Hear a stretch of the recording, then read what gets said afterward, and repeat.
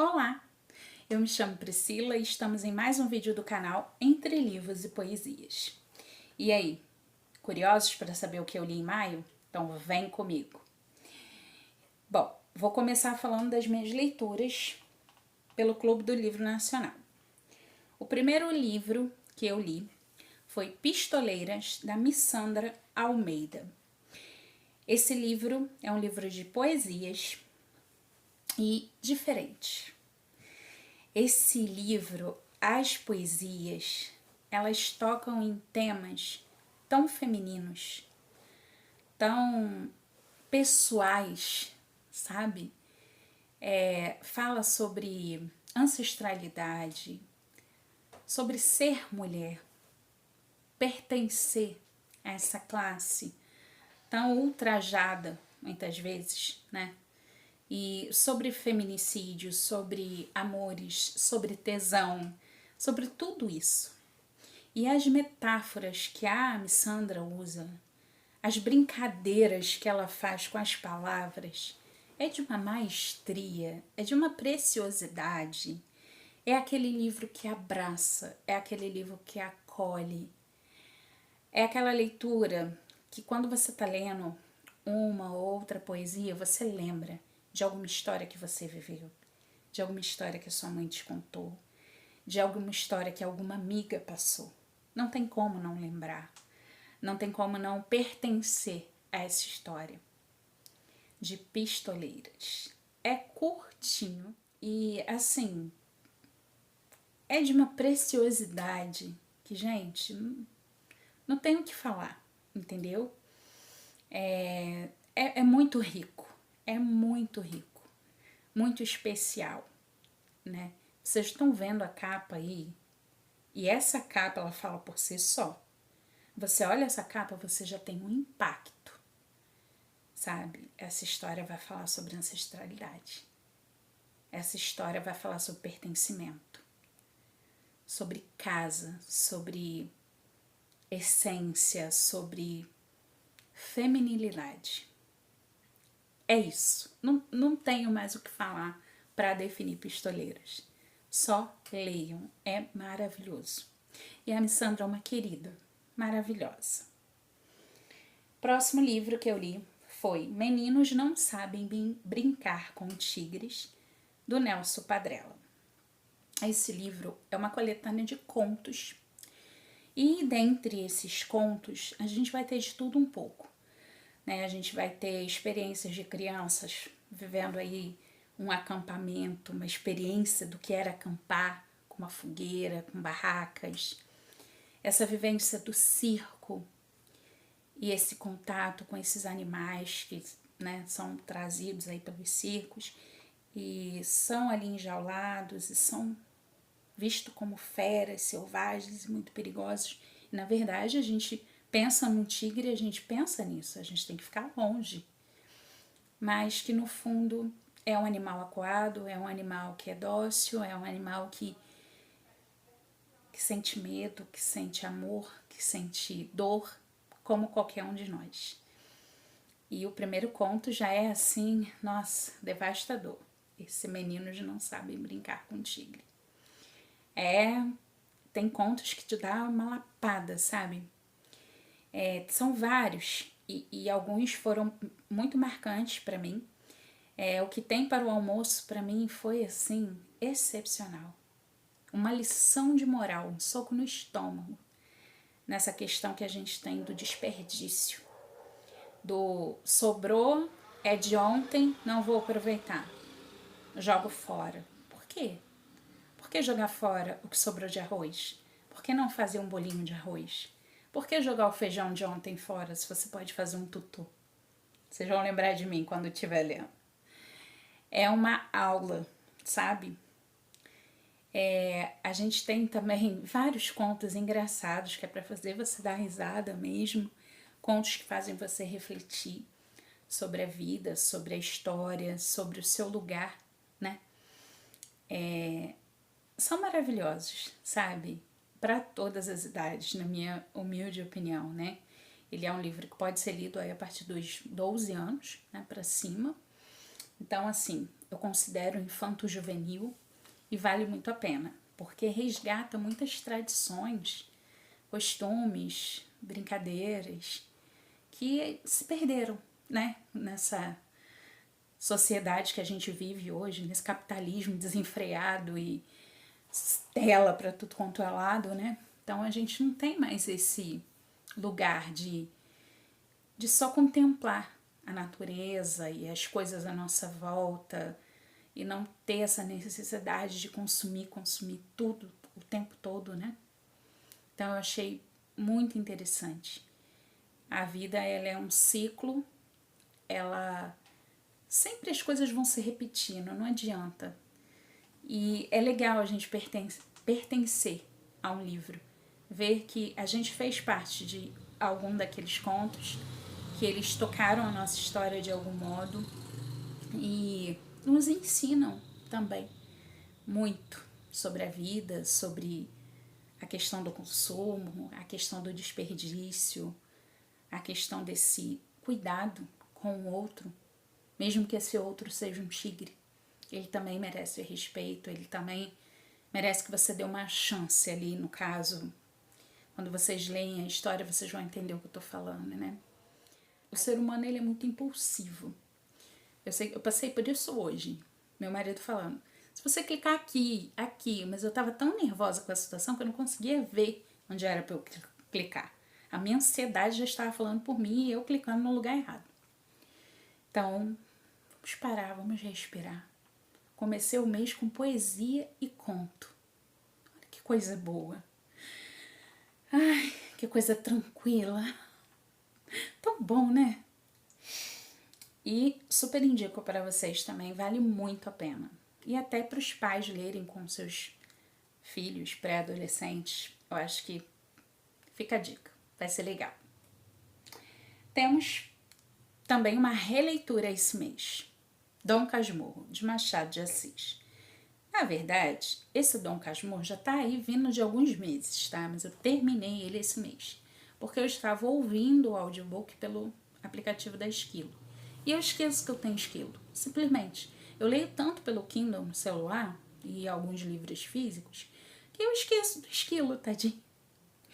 E aí eu demoro meses para terminar um livro pelo Esquilo porque eu simplesmente esqueço de abrir. E eu fiz essa releitura e eu gostei muito da experiência de ouvir o audiobook pela Esquilo, que eu ganhei lá. E assim, o que falar de Dom Casmurro? Quase que teria que ter um vídeo à parte, né? Mas hoje com a maturidade que eu tenho, que não é mais aquela lá do ensino médio, eu posso dizer com toda a certeza que é uma preciosidade, é uma história riquíssima, com muitas camadas. A escrita do Machado de Assis, meu Deus do céu, a ironia que ele coloca, sabe? Aquele humor ácido dele é perfeito. E os protagonistas, o narrador que ele constrói, que é o Bentinho, nada confiável. Gente, o Bentinho, na minha humilde opinião, ele é louco. Ele caça problema onde não tem. Sabe aquela pessoa que tá com a vida boa, tá tudo bem, mas não, eu vou inventar um problema, porque eu sou desses. É o Bentinho. Gente, olha, meu Deus do céu. Quando eu ouvia a tal frase tão famosa, traiu ou não traiu, eu nunca tive dúvida que não, que Capitu não traiu. Mesmo quando eu li esse livro pela primeira vez na escola para fazer uma peça. E eu lembro que eu fiquei no grupo dos... A professora fez um júri com a gente. Então tinha os da defesa e da acusação, né? E eu fiquei do lado da defesa de Capitu, que ela não traiu. Eu defendi a honra de Capitu. E eu lembro que a defesa ganhou. Os nossos argumentos foram melhor contra o lado da acusação. E, gente, quando você começa a ver lá do início do enamorar dos dois, dessa paquera, né? quando ele ainda estava prometido para o seminário e tudo mais, ele já tinha algumas reações que não eram confiáveis. Sabe, o dia que ele estava lá, que ele viu, a captou olhando para um rapaz que passou na rua que ela acenou. Pronto, aquilo ali para ele já foi motivo de um estardalhaço.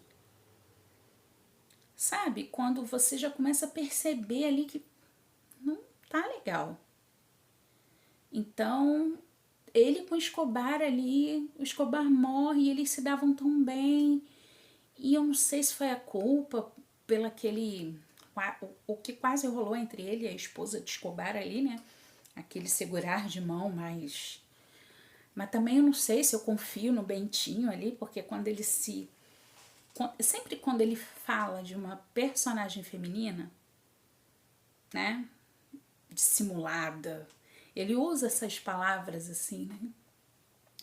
Como se a mulher fosse a errada, a dissimulada, a falsa, a que provoca, né? Se a Capitu estava olhando muito para o céu, ela estava pensando, o que ela está pensando? O que ela está sonhando? Por que ela está suspirando? Cara, paranoico, purinho. Mas é um clássico, maravilhoso. Vou fazer um vídeo à parte, até para ajudar a galera que vai fazer Enem, falando um pouco do contexto literário da época dessa obra, como que a gente pode usar esse livro em redação. Vou trazer esse vídeo para vocês à parte, porque dá para falar muita coisa. 5 estrelas, favorito, Dom Casmurro, Machado de Assis, não tem que falar, né, gente? Bentinho, mas o livro é maravilhoso. E aí, a gente vem pro selo Cyphers, que não pode faltar, né, gente? É tipo café. Todo mês tem que ter café. Não, café é todo dia. Mas assim, sempre tem que ter café e ficção científica nacional. Isso aí. Pois. O nome do livro é esse. Pois. Vinícius Canabarro. O que falar desse livro? Eu não sei. Aqui a gente tem, assim, uma distopia onde o Brasil ele está controlado por empresas privadas. Para você passar numa calçada que te leva até a tua casa, você paga tarifa. O tão mal falado SUS, que graças a Deus aí sempre socorre minha mãe, meu marido, faço tratamento em 2 hospitais públicos, gratuitos, estaduais, federais, que são ali pelo SUS, né? Que me atendem. E já me atendeu ao longo da vida e funciona para tanta gente. É perfeito? Não, porque muita gente que deveria cuidar do SUS não cuida e rouba ainda por cima, né? Mas isso é assunto para um outro vídeo. O tão mal falado SUS, nessa distopia, não existe mais. Foi extinto. Então, para você tomar uma vacina, você tem que pagar. Se você precisa de uma ambulância, você tem que pagar. Só que o povo tem dinheiro? Não. A classe trabalhadora, que é explorada a morrer, ela não tem mais da onde tirar. Mal para sobreviver, para comer, para pagar, manter ali uma casinha que ela tenha, quanto mais para ir no hospital. E aí a gente tem o nosso protagonista nesse contexto, um trabalhador que está aí lutando para sobreviver nesse caos e que ele não está bem. Quem estaria, né? Ele não tá bem, ele tá mentalmente aí muito instável, ele tá passando por uma depressão. E ele acha uns cadernos que foram jogados fora, no lixo. E ele decide algum tipo de terapia.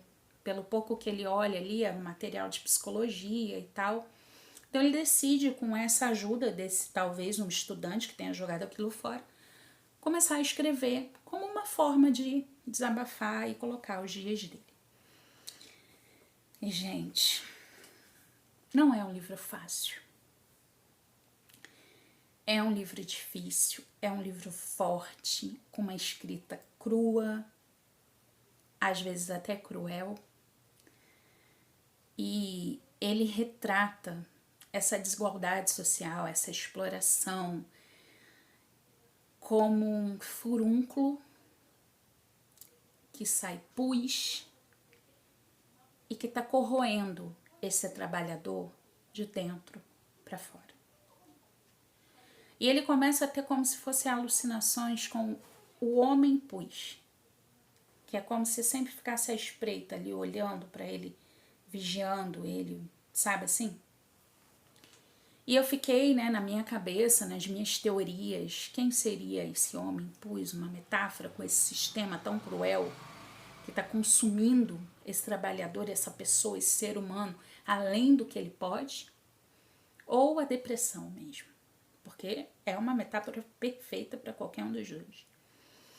E sempre que esse trabalhador deita com a perna ali, com esse furúnculo muito infeccionado, e ele não tem como cuidar porque não tem SUS e tudo seria muito custoso, ele vê insetos rodeando ali a cama dele, né? Mosca, larvas, baratas, só esperando uma oportunidade para acabar de sugar tudo que ele tem. Toda a esperança é que ainda resta. As distopias do Vinícius são pesadas, são densas. É aquele tipo de livro para você ler e sair assim, meu Deus do céu. Isso não pode acontecer. A gente não pode chegar nesse nível. A gente não pode deixar o nosso país chegar nesse ponto. Porque se chegar, não tem mais volta. É algo muito surreal pensar. E o que me deu mais medo nisso tudo, em ler esse livro, é pensar que o quadro de saúde mental da população brasileira hoje está muito perto do que eu vi nesse livro. As pessoas estão adoecendo, não estão conseguindo seguir em frente.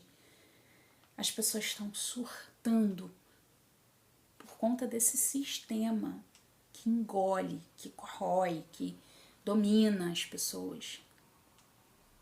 Veio uma pandemia, dizimou milhões.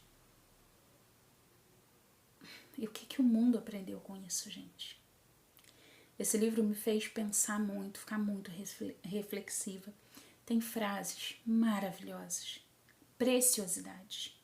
É um livro forte, tem gatilhos acerca de depressão, ansiedade, pus, insetos e essas coisas, né?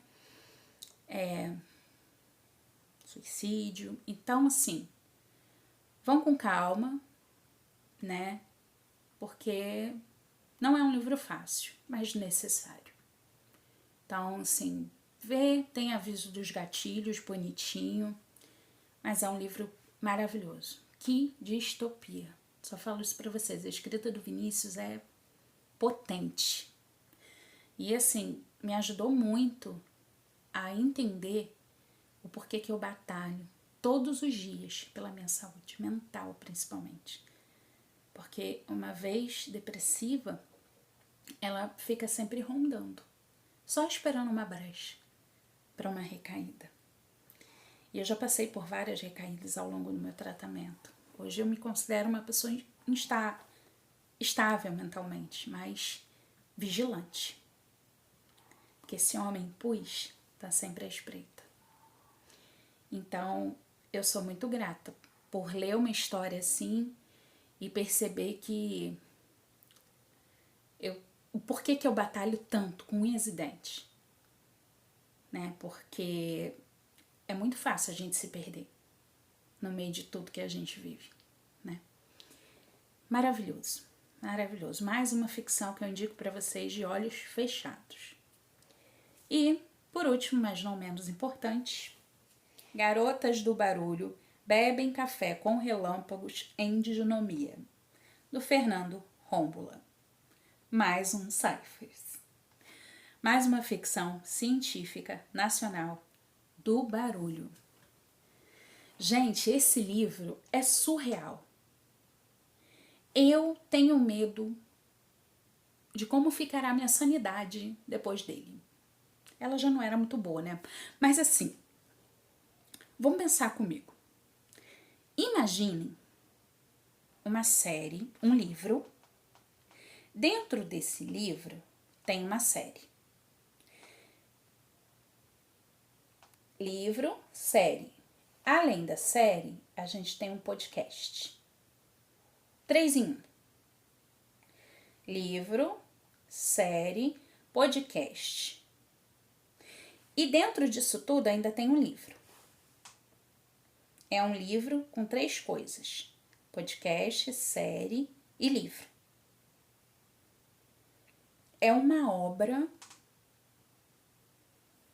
textual, visual e sonora. Você tem episódios da série dentro do livro, você tem capítulos do livro dentro do livro, olha a metalinguagem aí. Você tem podcast dentro do livro. É maravilhoso, é genial. É genial. Gente, quando eu li isso, eu tava quase surtando. A gente conhece aqui a Helena, uma protagonista que se apresenta pra gente como dona aí de uma empresa que faz as séries e tudo mais, toca na banda Garotas do Barulho e por aí vai, segue a vida. E a gente vai descobrindo ao longo da história que a Helena tem uma irmã gêmea, que é a Ellen, que é uma pessoa real que não existe. Não, eu não falei errado, é isso mesmo, ela é uma pessoa real que não existe. E a Helena, quando bebe café, sente gosto de relâmpagos. Os relâmpagos têm sabores. Beba café com relâmpagos. Eu fiquei assim, curiosa para ver como é que ela... Queria um filme disso, para visualizar uma caneca e ver relâmpago dentro do café. É louco, gente, eu tô falando para vocês, mas é maravilhoso. E dentro de tudo isso, temos ainda o velho do paradoxo, que não é o Fernando. Mas também pode ser, eu não sei, que é real ou não é. É confuso, eu sei. Você também tá confusa? Eu também. É maravilhoso, é sensacional, super indico para vocês. A gente tem aí uma... Eu não sei falar se é uma empresa que domina todo mundo e transformou meio que todo mundo numa ameba, sabe? As pessoas não têm mais o direito de pensar por vontade própria, de curtir as suas músicas, os seus filmes, e as Garotas do Barulho têm essa função de causar uma revolução na população, tentar acordar essa população para que eles percebam que a desnomia não é tão boa como ela se mostra. Ela só quer controlar todo mundo. E para esse controle acontecer, eles têm que parar a Helena. Né? E a Ellen é a guardiã das memórias da Helena, então ela ajuda a Helena a ir se lembrando das coisas que ela esqueceu ao longo do livro, da série, do podcast, para que a revolução delas recomece, né, nessa tentativa aí de continuar libertando as pessoas dessa opressão que a desnomia causa. É maravilhoso, é sensacional, é meio louco, mas é ficção científica nacional de qualidade, vale muito a pena ler. E é um livro muito divertido, com uma escrita maravilhosa. Você dá risadas e tem trechos desse livro que é o puro suco da escrita criativa. Fernando, parabéns, eu tiro meu chapéu, mais uma vez, para o selo Cifras. E assim eu encerro esse vídeo de hoje. Se você curtiu, gostou do conteúdo, gostou das minhas leituras, não esquece de se inscrever no canal se não for inscrito, deixar o seu joinha, comenta, gente, comenta qualquer coisa, mas comenta. Fala que você gostou do meu brinco, fala que você gostou de algum livro que eu li, que você vai ler também. Me conta o que você leu em maio, mas deixa um comentário aí. Beijo, até o próximo vídeo. Tchau!